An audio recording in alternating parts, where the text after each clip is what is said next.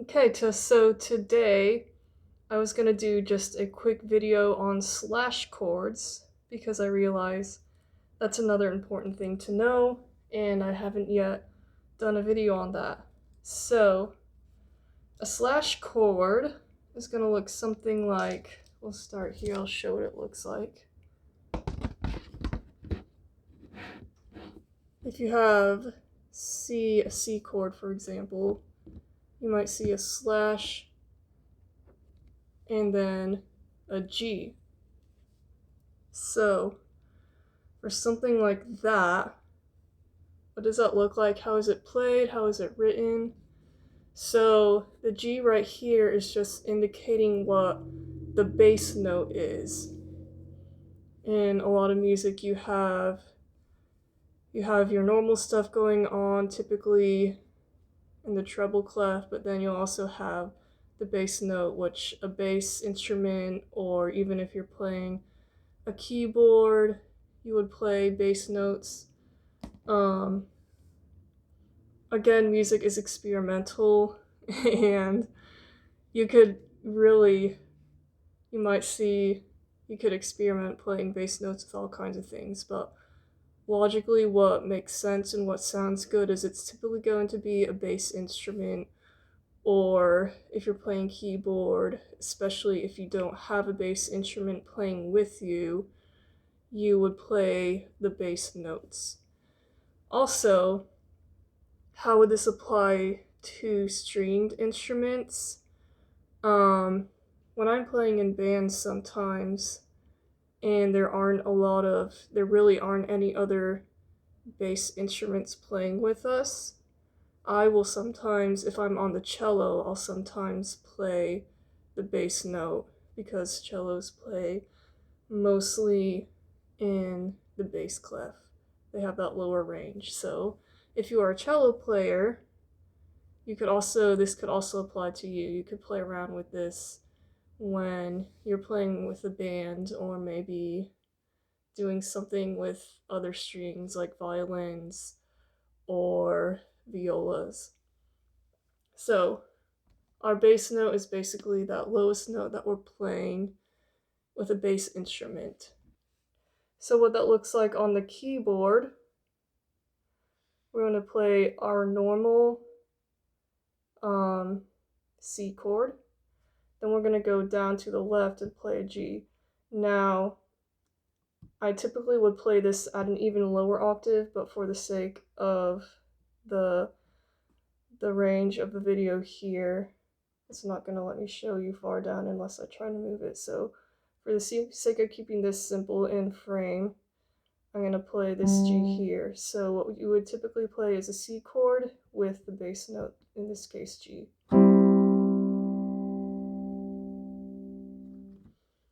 I'll give you another example.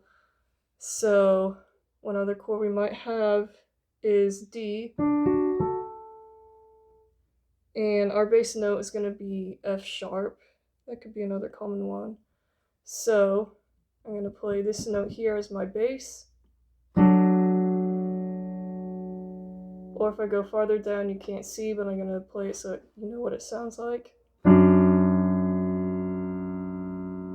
That's typically what you'll hear. So the F sharp way to the left, that's your bass note. And since I played a second option, I'll show you what that was. That was a D over F sharp. So how would you see these written on sheet music or the grand staff?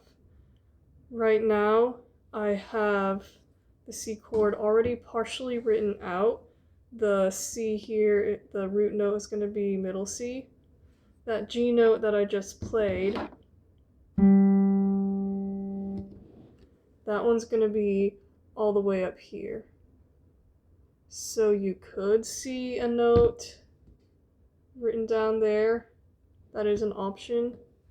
But more likely, because we really want to have a good strong bass, unless you have some other instrument that's playing a second bass note farther down here, generally you're not going to play this chord with a bass note all the way up there, unless you have a second, you're playing a second bass instrument down here somewhere. But this is something you could come across. So the other option for that bass note is going to be right here, this G.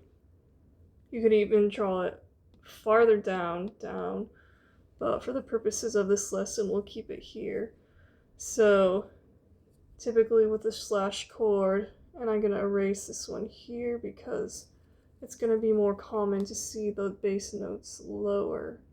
Typically your slash chord is going to look something like this, where you have your normal chord written out, and then your bass note way below, down in the bass clef. So this one again was our C over G. Now that D chord I just played, that one's gonna look like this. So we're gonna start with our root note is the D.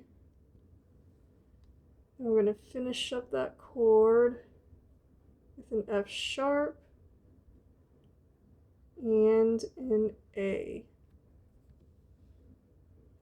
So that's what our chord is gonna look like. That's our D chord. And then I was playing F sharp in the bass. So again, we could write it all the way up here, but that's not going to be, in most cases, that's not going to be your preferred note unless you have a second bass note that's farther down. So your more common option might be this note over here. So that one is going to be your D over F sharp. And like I said before, you could write it down here farther. A lot of it just depends on who's arranging the music, what instruments you have. Sometimes you may be able to incorporate both bass notes, but if you don't have that ability, I would suggest sticking to a lower note, like such as these down here. So hopefully that helps explain the basics of a slash chord for you.